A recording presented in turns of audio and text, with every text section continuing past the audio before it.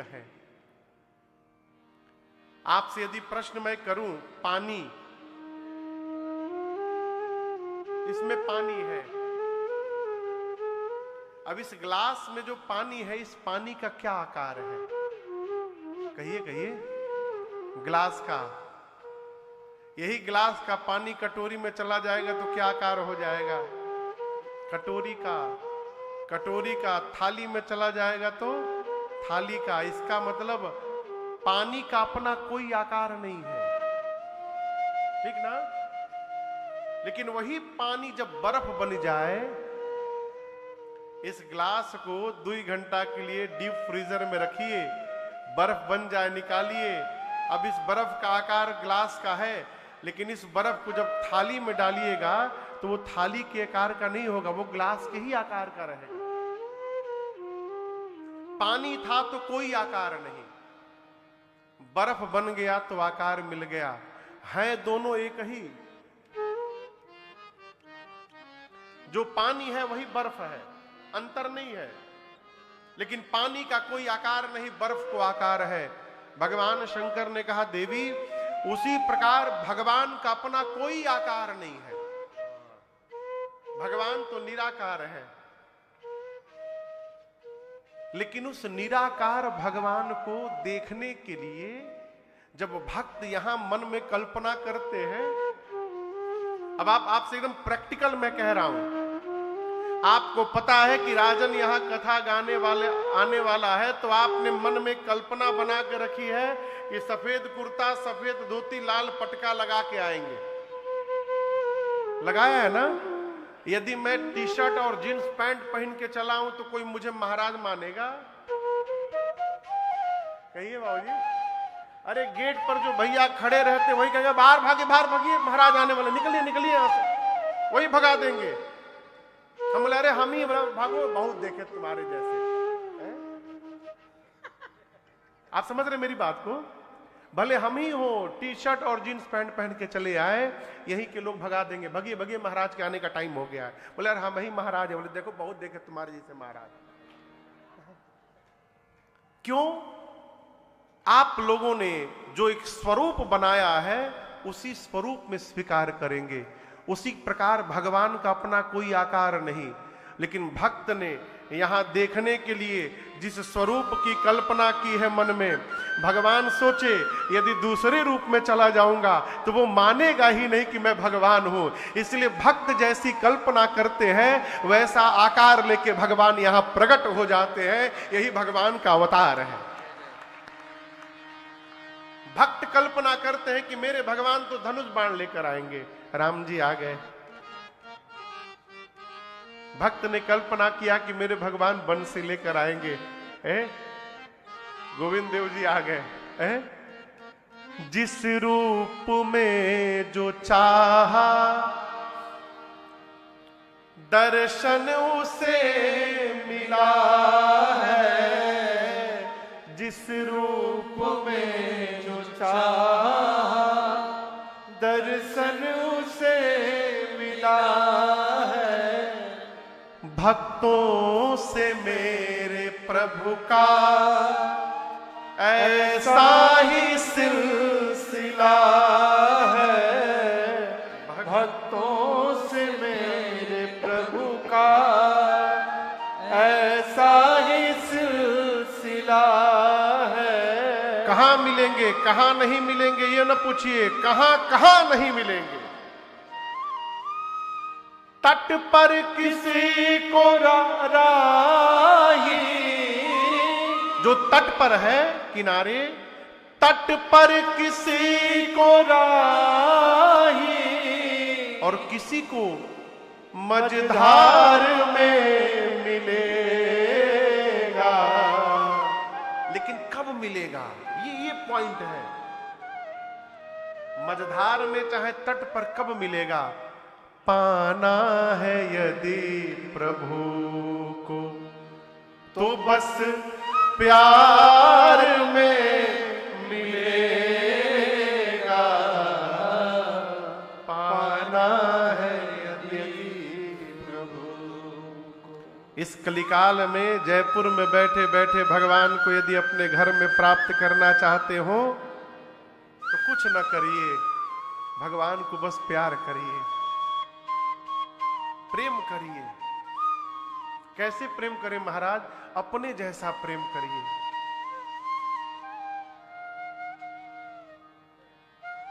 उन्हीं के साथ लड़िए, उन्हीं के साथ हंसिए, उन्हीं के साथ खेलिए।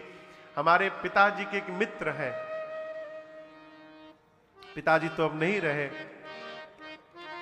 जब पिताजी मेरे गोमुख से जल लेकर गंगा जल कांवर में पैदल द्वारिकापुरी जा रहे थे, तो उस समय वो रास्ते में मिले थे बरेली के पास में कहीं।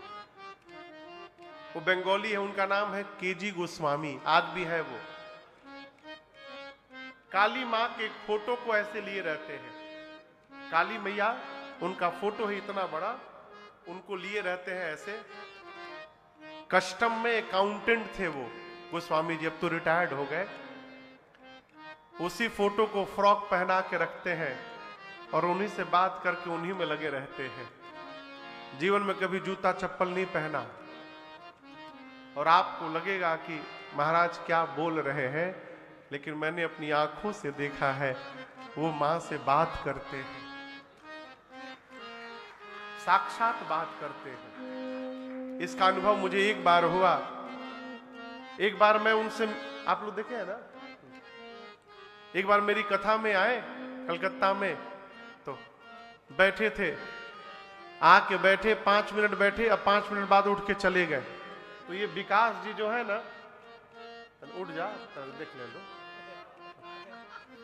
ये विकास जी उस समय ये सीडी की स्टॉल पर बैठा करते थे, जहां पेन ड्राइव सीडी स्टॉल लगता था वहां बैठते थे। तो ये बैठे हुए थे उस समय वहां पर। स्वामी जी उठ के चले गए, कथा हुई, फिर 10 मिनट बाद आए। कथा के बाद कमरे में आए तो उनके आने के पहले विकास दौड़ कर आए। ये दौड़ करके आकर बोले, पूरा शरीर कहां पर, हम क्या हुआ हो? बोले महाराज वो जो बाबा जी आए थे, तो क्या हुआ? फोटो को चाय पिला रहे थे। तो इनको तो पता नहीं, वो ठीक है तुम जाओ, हम तो जानते थे। वो जाओ, स्वामी जी आए। हमने पूछा स्वामी जी कहां चले गए? बोले तुम जानता नहीं है ये कितनी दुष्ट है। कौन कौन? काली मां। बोले जैसे कथा में आकर बैठा, बोल दी चा खाबो। इसको स्टॉल पे चाय दिखाई पड़ गया। मैं कथा सुनने आया, हमसे कहती चाय पिलाओ चाय पिलाओ। मैं बोला थोड़ी देर रुक जाओ, नहीं एक चा खाबो। तो इसको चाय पिलाने चला गया था।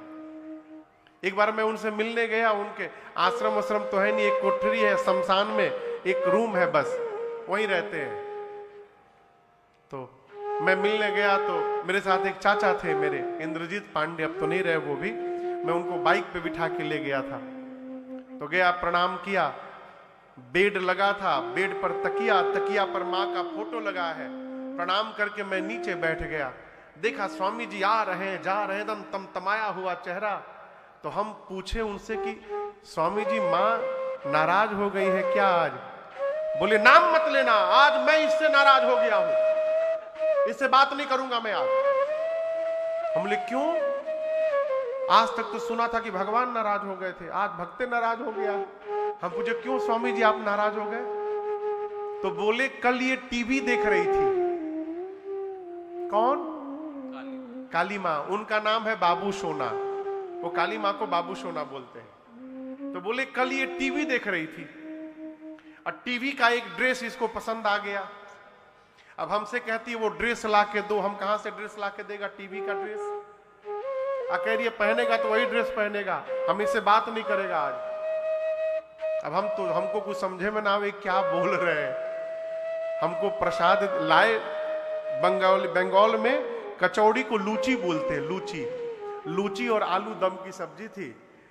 खिलाएं, खाओगी कि नहीं खाओगी बोलो, नहीं तो हटा दूंगा अभी। खिलाएं, 2-3 लूची खिला के रखे, फिर वही हमको प्रसाद उठा के दिए। मैं पाया उनके पास एक कन्हैया का भी फोटो है, उनका नाम है हल्ला कन्हैया का। तो उनका एक शिष्य 10 साल पहले लगभग एक जमीन खरीदा घर बनाने के लिए, तो उसने जमीन हल्ला के नाम पे खरीद लिया। हल्ला यानी कन्हैया के नाम पर।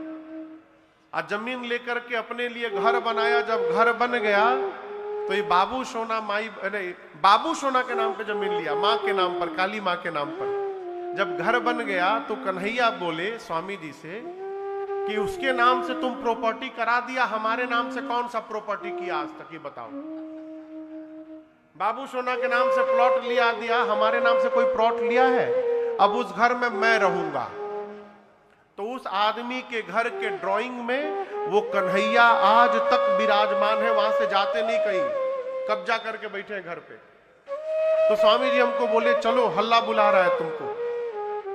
तुमने हल्ला कहां से बुला रहा है, हम तो यहां बैठे हैं। बोले चलो चलो वो बुला रहा है तुमको, आओ वहां पर। तो स्वामी जी किसी को बुलाए, बाइक से चले गए। हम जो लूची खाए थे वो बर्तन धो धा के हम रखे, और उनके जाने के 5 मिनट बाद मैं और चाचा दोनों लोग बाइक से निकले। रास्ते में एक जगह, यहाँ क्या बोलते हैं उसको, समोसे को समोसा ही बोलते हैं। समोसा ही बोलते हैं, बंगाल में सिंघाड़ा बोलते हैं। तो समोसे का दुकान आया तो चाचा हमसे बोले, मैं चला रहा था, बाबू एक काम करते हैं 10 पीस समोसा ले लेते हैं, घर में बच्चे हैं, 2 हल्ला को खिला देंगे और 8 पीस लेके घर जाएंगे।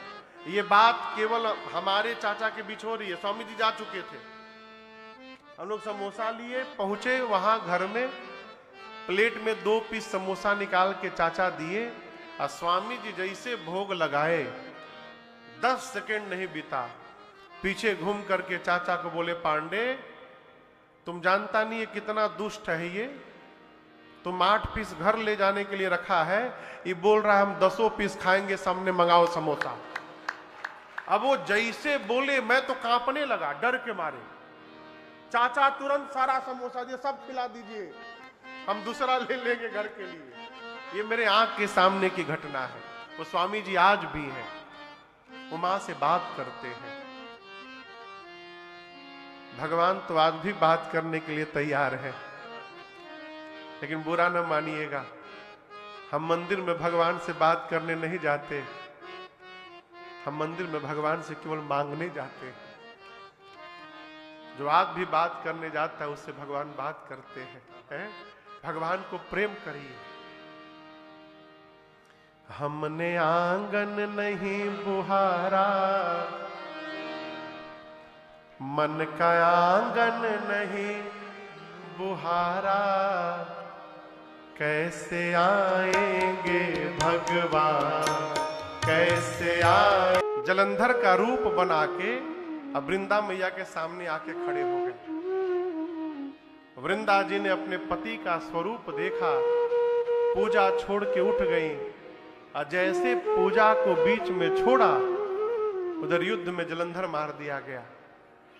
उसका कटा हुआ सिर जब मां वृंदा के सन्मुख आकर गिरा, कांप गई। मां ने पूछा, कौन हो तुम?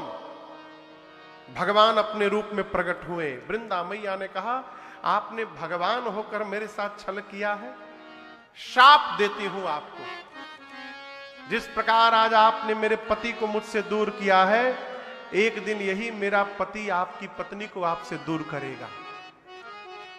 आपको मैं भगवान मानती थी, आपने ऐसा काम किया। वृंदा जी ने उसी समय भगवान को शाप देकर पत्थर का बना दिया। वही भगवान पहली बार शालीग्राम भगवान बन गए। अब जब भगवान पत्थर के बन गए तो हाहाकार मच गया। सारे देवता, शंकर जी, ब्रह्मा जी, लक्ष्मी जी आकर वृंदा से क्षमा याचना मांगने लगे। भगवान को पहले जैसा बनाइए, नहीं तो सृष्टि समाप्त हो जाएगी। वृंदा जी ने भगवान को पहले जैसा बनाया, और उसके बाद दाहिने पांव के अंगुष्ठ से योगाग्नि को प्रज्वलित कराकर मां ने अपने आप को जलाकर भस्म कर दिया। तब वृंदा जी के उस राख से पहली बार ये तुलसी जी का विरवा प्रकट हुआ वहां पर, पहली बार। और भगवान ने उसी समय कहा कि आज के बाद मेरा एक स्वरूप शालीग्राम का भी रहेगा, और शालीग्राम जी का विवाह लक्ष्मी जी के साथ नहीं किया जाएगा, शालिग्राम जी का विवाह तुलसी जी के साथ किया जाएगा। उस दिन से हम और आप देवउठनी एकादशी के दिन भगवान शालिग्राम और मैया तुलसी का विवाह मनाते हैं। भगवान ने यह भी कहा कि मेरे भोग में जब तक तुलसी दल नहीं चढ़ेगा मैं कोई भोग स्वीकार करने वाला नहीं हूं। ये राम जी के जन्म का दूसरा कारण। तीसरे कारण में नारद जी ने भगवान को श्राप दे दिया। आपको एक बात सुनाऊं, यहां बड़ी अच्छी बात है। भगवान शंकर ने दो कारण का थोड़ा थोड़ा विस्तार किया, थोड़ी थोड़ी कहानी सुनाई ना, जय विजय वाली भी और जय जलंधर वाली भी, लेकिन नारद जी वाली कथा को शंकर जी एक ही वाक्य में पूरा कर गए। बोले देवी नारद श्राप दीन एक बारा, कल्प एकत ही लगी अवतारा। एक कल्प में नारद जी ने भगवान को शाप दिया, इसलिए राम जी का जन्म हुआ। चौथा कारण सुनाता हूं। मां ने कहा रुकिए रुकिए रुकिए, अच्छा आप बताओ शंकर जी एक ही वाक्य में क्यों कही गए? थोड़ा विस्तार कर देते। इसलिए नहीं कहे क्योंकि नारद जी मां पार्वती के गुरु जी हैं। कहीं पार्वती जी ये सुने कि उनके गुरुवे जी भगवान को श्राप दे दिए तो इनको बात बुरी न लग जाए, इसलिए उसको छिपाने के लिए केवल इशारा करके आगे बढ़ गए। मां ने कहा रुकिए रुकिए रुकिए, क्या कहा? मेरे गुरुदेव ने भगवान को शाप दे दिया। अवश्य भगवान ऐसा कोई काम किए होंगे कि मेरे गुरु जी को शाप देना पड़ा होगा। ये गुरु निष्ठा दर्शन करिए। ये नहीं बोली कि गुरु जी ने गलत कर दिया, पूछती है भगवान ने ऐसा कौन सा काम कर दिया कि गुरु जी ने शाप दे दिया? मेरे गुरु जी ज्ञानी हैं। शंकर भगवान मुस्कुराए, कहे देवी यही तो बात है, ज्ञानी मूढ़ न को। इस बात को समझिएगा, संसार में न कोई ज्ञानी है न कोई मूर्ख है। भगवान जिसको जब ज्ञानी बना देते हैं वो ज्ञानी बन जाता है, जब जिसको मूर्ख बना दे वो महामूर्ख बन जाता है। नारद जी तपस्या कर रहे थे, आपको शायद सुनाया था ये प्रसंग 2 दिन पहले हिमालय, पहले दिन की कथा में। हिमालय में नारद जी तपस्या कर रहे थे। इंद्र डर गए, कामदेव को भेजा। कामदेव नारद जी की तपस्या तोड़ने के लिए पूरे प्रभाव के साथ पहुंचे। लेकिन याद रखिएगा भगवान के भगत को चिंता नहीं करनी पड़ती। हमारे महाराज जी कहते हैं, अरे हमारे साथ जब श्री रघुनाथ तो किस बात की चिंता, शरण में रख दिया जब माथ तो किस बात की चिंता। जिसकी लागी रे लगन भगवान में, उसका दिया रे जलेगा तूफान में। जिसकी लागी रे लगन। जैसे भगवान का चेहरा मांगा भगवान ने बानर बना दिया और स्वयं राजकुमार बनकर के सभा में चले गए। उस कन्या से विवाह कर लिए। कन्या ने भगवान के गले में माला डाल दिया। नारद जी परेशान, इस चेहरे पर हमको माला नहीं मिली। नारद जी के पीछे शंकर जी के 2 गण थे ब्राह्मण के वेश में। उन गणों ने कहा इसी चेहरे के कारण माला नहीं मिली। पानी में देखा, नारद जी ने बानर का रूप। इतना आवेश आया, दोनों रुद्र गणों को शाप देकर असुर का बना दिया। चले हैं नारद जी तमतमा के, आज भगवान मिल भर जाए बस, या तो श्राप दे दूंगा उनको, नहीं तो अपने को समाप्त कर लूंगा।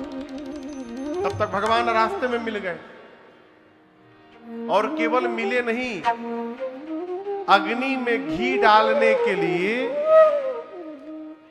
भगवान गरुण जी पर अपने तो बैठे ही, एक तरफ लक्ष्मी जी को बिठा लिए, दूसरी तरफ उस कन्या को भी बिठा लिए थे।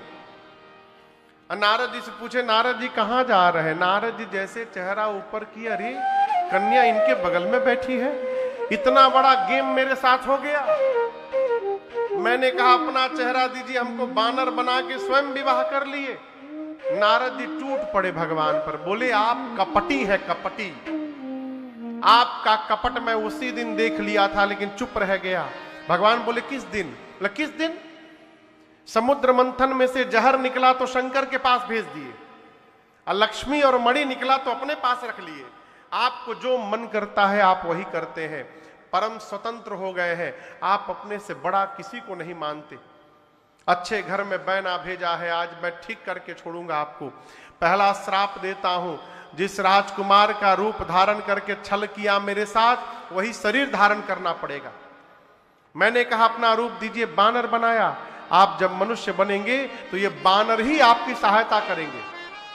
और आज जिस प्रकार विश्व मोहिनी के लिए मैं रो रहा हूं, एक दिन अपनी पत्नी के लिए आपको भी रोना पड़ेगा। राम जी बोले स्वीकार है?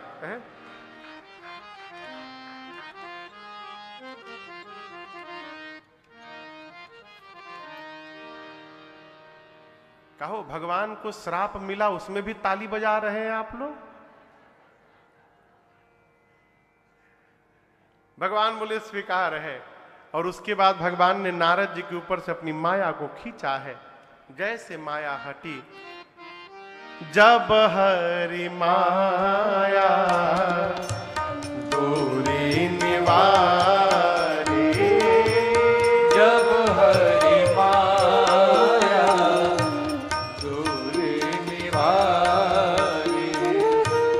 आपको भगवान ने कहा नारद जी आपने दिया नहीं है, मैंने आपसे लिया है शाप।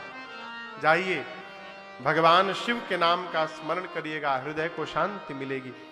ये भगवान के जन्म का तीसरा कारण। चौथे कारण में सृष्टि के आदि माता पिता स्वयंभू मनु और मां शत्रुपा ने जाकर नैमिषारण्य में 23,000 वर्षों तक कठोर तपस्या की है। भगवान प्रकट होकर दर्शन दिए हैं। मनु जी ने भगवान से मांगा, प्रभु हम आपके जैसा पुत्र चाहते हैं। भगवान कहे अब अपने जैसा कहां ढूंढने जाएंगे, मैं ही आपके घर पुत्र बन करके अवतार लूंगा। मनु जी वचन देता हूं। ये भगवान के जन्म का चौथा कारण। पांचवें कारण में राम जी से पहले रावण के जन्म की कथा आती है। एक राजा थे जिनका नाम था प्रताप भानु। क्या नाम था? प्रताप भानु। हम लोग एक गीत गाते हैं, प्रातः स्मरणीय पूज्य श्री पथिक जी महाराज की रचना है। पथिक जी कहते हैं, पथिक तू अक्लमंदी पर विचारों पर न इतराना, विचारों पर न इतराना। ए पथिक तू घमंड न करना, गर्व न करना कि तुम बहुत बड़े ज्ञानी हो। क्यों? कहां कब मन बिगड़ जाए, कहां कब मन बिगड़ जाए, विचारों का भरोसा क्या। उलझ मत दिल बहारों में, बहारों का भरोसा क्या। क्यों कह रहा हूं? प्रताप भानु नाम के राजा, वेद भगवान ने जितने यज्ञ बताए हैं, एक एक यज्ञ को 1000 बार करने वाला राजा, और किसी भी यज्ञ का फल अपने पास न रखकर भगवान को अर्पित करते थे। इतने धर्मात्मा राजा। जीवन में एक बार एक कपटी मुनि का कुसंग लग गया। वो कोई मुनि नहीं था, इस राजा प्रताप भानु के द्वारा पराजित एक राजा था। प्राण बचा के जंगल में चला गया, दाढ़ी मूछ बढ़ गई, बाल बढ़ गए, साधु बन गया। शिकार खेलते खेलते प्रताप भानु जंगल में गए, प्यास से बेहाल होकर उसी कपटी के आश्रम में पहुंचे तो वो तो पहचान गया ये प्रताप भानु राजा है, मुझे हराया था, लेकिन प्रताप भानु उसको नहीं पहचान पाए। सोचे कोई महात्मा है, प्रणाम करके बैठे। उसने कहा मैं जानता हूं तुम्हारा नाम प्रताप भानु है। लरी आप तो बहुत बड़े महात्मा है, मांगो मांगो क्या चाहिए। प्रताप भानु ने, देखिए संग का परिणाम चिंतन बदल गया। प्रताप भानु ने कहा मैं चाहता हूं कि धरती पर केवल मेरा साम्राज्य हो, कोई मेरा शत्रु ना रहे, 100 कल्पों तक मैं राजा रहूं, जन्म मृत्यु से परे हो जाऊं। कपटी सुना तो कहा ये सब हो जाएगा, लेकिन कब होगा? यदि तुमको ब्राह्मण आशीर्वाद दे देंगे तो। अब ब्राह्मण कब आशीर्वाद देंगे? जब बढ़िया बढ़िया उनको भोजन कराओगे। अब बढ़िया भोजन तुम्हारे भंडारी जी नहीं बना पाएंगे राजा। एक काम करो, 1 लाख ब्राह्मणों को निमंत्रण देना, अब मैं ही तुम्हारे घर में आऊंगा वेश बदल के, अब मैं भोजन बनाऊंगा, उस भोजन को जब खिलाओगे तुम, ब्राह्मण तुमको प्रसन्न होकर आशीर्वाद देंगे। रचना बनी, 1 लाख ब्राह्मणों को निमंत्रण दिया प्रताप भानु ने। ये कपटी पहुंचा, वेश बदलकर भोजन बनाया, ब्राह्मण देवता बैठे, थाल आ गई, भोजन सामने आया। भोग लगाने के लिए जैसे हाथ में लेकर जल संकल्प करने वाले थे ब्राह्मण, तब तक आकाशवाणी हुई, सावधान, हे विप्रवर, आप जो भोजन करने जा रहे हैं उस भोजन में ब्राह्मण का मांस मिलाया गया है। अरे इतना सुनते सारे ब्राह्मण क्रोधित हो गए और उसी जल को प्रताप भानु के ऊपर छिड़क कर शाप दे दिया, जाओ पूरे परिवार कुल समेत असुर हो जाओ। ब्राह्मणों का शाप मिल गया हो, वही प्रताप भानु राजा बना रावण। उसका छोटा भाई अरिमर्दन कुंभकर्ण बना, और प्रताप भानु के जो मंत्री थे धर्म रुचि, वो रावण के सौतेले भाई विभीषण जी बने। रावण दोनों भाइयों को ले जाकर कठोर तपस्या करता है। ब्रह्मा जी शंकर जी वरदान करने देने गए। रावण ने मांगा, हम काहू के मरहि न मारे, मैं किसी के मारने से न मरूं। ब्रह्मा जी बोले असंभव, कुछ और मांगो। तो बहुत चिंतन करके बोला, बानर मनुज जाति दुई वारे, वानर और मनुष्य को छोड़कर कोई न मारे। ब्रह्मा जी बोले तथास्तु। कुंभकर्ण के पास गए। आपको पता है कुंभकर्ण क्या मांगने वाला था? 6 महीना वो मांगने वाला था, 6 महीना जगूं और 1 दिन सोऊं। ब्रह्मा जी सोचे 6 महीना जग जाएगा तो मेरी पूरी सृष्टि खा जाएगा। सरस्वती जी को बोलकर उसकी मति को उल्टा करा दिए, उल्टा मांग लिया, 6 महीना सो 1 दिन के लिए जगू। ब्रह्मा जी तुरंत बोले तथास्तु, ऐसा ही होगा। विभीषण जी के पास गए। विभीषण जी ने भगवान के चरणों में प्रेम मांगा है। लंका में रावण ने राजधानी बनाई, मंदोदरी जी से विवाह हुआ। रावण का इतना आतंक बढ़ गया धरती पर, धरती व्याकुल होकर मुनियों के पास गई। मुनि लोग लेकर ब्रह्मा जी के पास गए। ब्रह्मा जी धरती को लेकर कैलाश आए। सभा बैठी, भगवान कहाँ मिलेंगे? कोई कहता है बैकुंठ में, कोई कहता है साकेत में, कोई कहता है क्षीर सागर में। शंकर जी बोले कहाँ नहीं मिलेंगे?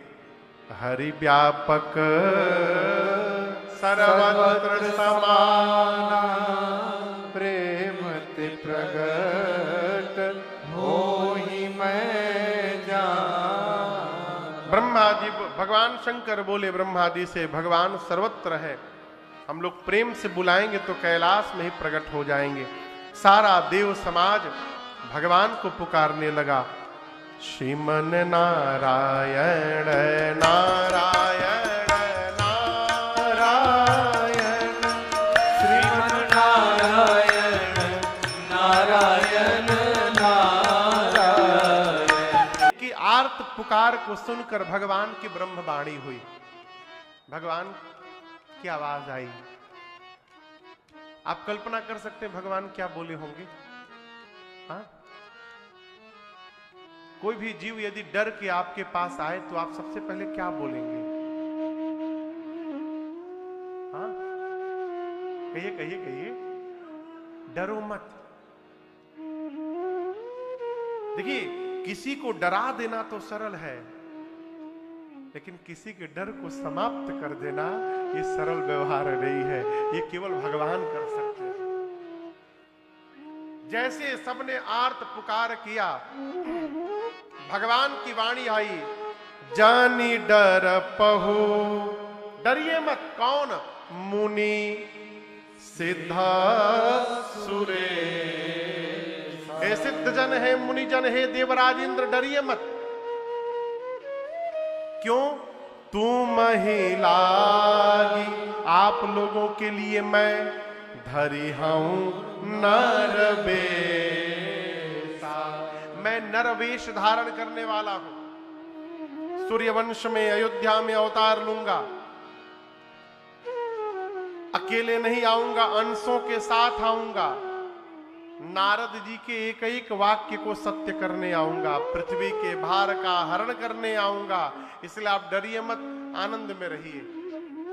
सभी देवता प्रसन्न हो गए। ब्रह्मा जी ने देवताओं से कहा, देखिए हमारे लिए भगवान नीचे जा रहे हैं अवतार लेकर, तो उनके स्वागत के लिए उनसे पहले हम लोग को जाना पड़ेगा। तो कौन कैसे जाएगा बतावे? सबसे पहले शंकर जी बोले, हमारा नाम लिखिए, मैं हनुमान बन के जा रहा हूं नीचे। भगवान शंकर बजरंग बली बन के आ गए। ब्रह्मा जी बोले, बाबा यदि आप हनुमान बन जाएंगे तो मैं भी जामवंत बन के पहुंच रहा हूं। ब्रह्मा जी जामवंत जी बनकर आए। सूर्यवंश में परमात्मा आए तो सूर्य नारायण ने कहा, ठीक है मैं सुग्रीव बन जाता हूं। ब्रह्मा जी ने इंद्र से पूछा, आप क्या बनेंगे? इंद्र ने कहा, मैं बाली बन के जा रहा हूं। इस प्रकार जितने देवता हैं, ये सारे देवता ही बानर रीछ बन के धरती पर आ गए और भगवान की प्रतीक्षा करने लगे। अब गोस्वामी तुलसीदास जी महाराज कथा को लेकर अयोध्या पहुंचे हैं। कहां पहुंचे?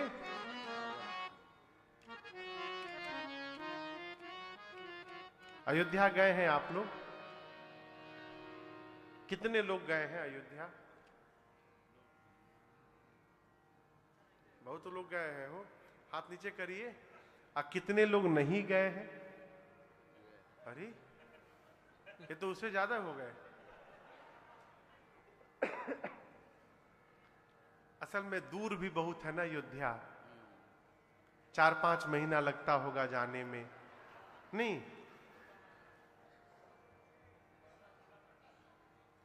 15 घंटा लगता तो लोग जाते नहीं। कोई बात नहीं। देखिए क्यों मैं कह रहा हूं, एक चौपाई है, राम जी कहते हैं, अति प्रिय मोही यहाँ के बास। एक प्रिय शब्द है, प्रिय। राम जी को सब लोग प्रिय हैं, सब जीव जंतु पशु पक्षी कीड़े मकोड़े सब भगवान को प्रिय हैं। लेकिन अयोध्या के लोग राम जी को प्रिय नहीं है। क्या है? अति प्रिय मोही यहाँ के। अयोध्यावासी भगवान को प्रिय नहीं है, अति प्रिय है। इसलिए आप भी अयोध्यावासी बनिए। बोले महाराज हम तो जयपुर में रहते हैं, हम कैसे बन जाएंगे? देखिए जिसका जन्म अयोध्या में हुआ और वो धरती के किसी भी कोने में रहता हो, अयोध्यावासी। जिसका जन्म धरती के किसी कोने में हुआ हो, आकर अयोध्या में रहने लगा है, वो भी अयोध्यावासी है? जिसका जन्म कहीं और हुआ, रहता भी कहीं और है, लेकिन साल में 1-2 बार अयोध्या पहुंच जाया करता है, वो भी अयोध्यावासी है। आगे वाली और अद्भुत बात है, जन्म कहीं हुआ हो, रहता कहीं हो, और किसी कारणवश अयोध्या नहीं पहुंच पा रहा है, लेकिन यदि उसका मन अयोध्या में लगा रहता है तो वो भी अयोध्या का वासी है और भगवान को अति प्रिय है। अब तो हमारे रामलला सरकार भी आ गए हैं, इसलिए राम कथा में राम जी से ही प्रार्थना करिए, ले चल अपनी नागरिया ले चल अपनी नागरिया अवध बिहारी